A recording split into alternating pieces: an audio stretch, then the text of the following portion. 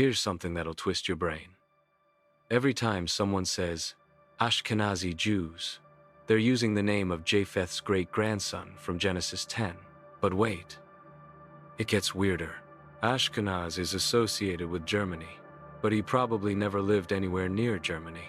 So how did a biblical name from 4,000 years ago become the permanent designation for European Jews? Buckle up, because Ashkenaz's story is one of migration, transformation, and how biblical names stick to peoples and places in ways nobody expects. Genesis 10:3 in the Berean Standard Bible simply states, "The sons of Gomer, Ashkenaz, Japheth, and Togarmah." That's it, one mention. But this single name would become one of the most important identifiers in Jewish history. Medieval Jewish scholars, looking at the world around them, decided Ashkenaz meant Germany. They were so certain that it became permanent. Today, Ashkenazi Jews, Jews from Central and Eastern Europe, make up 80% of world Jewry. That's millions of people identified by a biblical name. But who was the original Ashkenaz? Assyrian records from the 7th century BC mention the Ashkuza, or Ishkuza, a people living around Lake Urmia in modern Iran, Armenia. Jeremiah 51-27 calls kingdoms of Ararat, Mini, and Ashkenaz to attack Babylon, placing them in the same region. These were probably Scythian tribes, those fierce horse warriors who terrorized the ancient world. So the original Ashkenaz was likely a nomadic warrior people in the Caucasus region. Here's where migration gets interesting. The Ashkuza, Scythians, got pushed westward by other tribes. They moved through the Caucasus, along the Black Sea, into Europe. Some settled in what would become Germany. The Cimmerians, from Gomer, Ashkenaz's father, were also pushed into Europe around the same time. These migrations, preserved in ancient records, show how Genesis 10 names traveled thousands of miles from their origins. The Jewish connection is fascinating. When Jews fled to Europe during Roman persecution, they needed to identify different regions. They turned to biblical names. Germany became Ashkenaz. France became Zarfat, from Zarephath. Spain became Sepharad. They weren't making random connections. They were following ancient migration patterns their scholars had preserved. The Jews were literally using Genesis 10 as their atlas. By the medieval period, Ashkenaz firmly meant Germany in Jewish writing.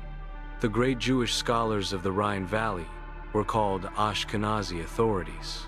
When these communities later moved to Poland, Lithuania, Russia, and beyond, they carried the name Ashkenaz with them.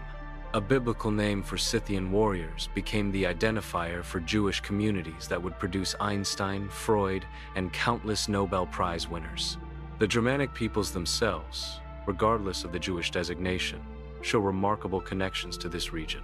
Germanic tribes' earliest origins trace back to Scandinavia and northern Germany, but influences from Eastern warrior cultures, like Scythians, are evident in their early culture. The Germanic love of warrior honor, their Thing assemblies, their runic writing, all show possible Eastern influences that could connect back to those original Ashkuza peoples. DNA studies add another layer. Ashkenazi Jews show mixed Middle Eastern and European ancestry, with the European component largely from Southern Europe but also some Northern European admixture. The Germanic peoples show the typical Northern European patterns, but with some Eastern markers suggesting ancient migrations from the steppes. Both groups, in different ways, preserve genetic memories of ancient movements that echo biblical migration patterns.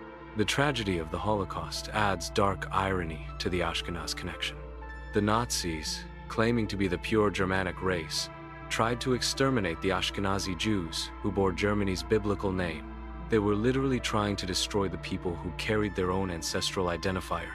The fact that Ashkenazi Jews survived and thrived while Nazi Germany was destroyed shows God's justice. The biblical name outlasted the twisted ideology. Modern Germany's relationship with this history is complex. They've become one of Israel's strongest supporters. almost like they're trying to honor the Ashkenaz connection properly this time. German Christians particularly feel this weight. Many German churches study Hebrew, support Jewish causes, and fight anti-Semitism with special intensity. It's like they understand. They bear a name that connects them to both great blessing and great curse. The Ashkenazi Jewish contribution to world civilization is staggering. In science, arts, philosophy, medicine, technology, Ashkenazi Jews have contributed far beyond their numbers.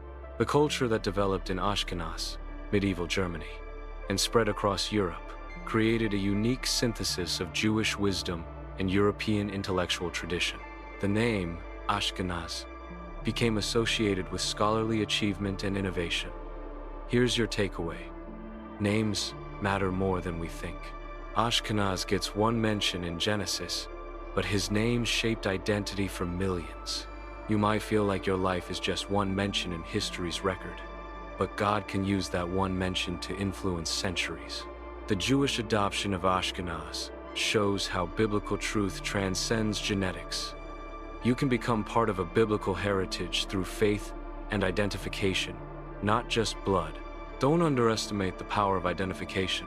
When medieval Jews called Germany Ashkenaz, they were claiming biblical authority for their presence there.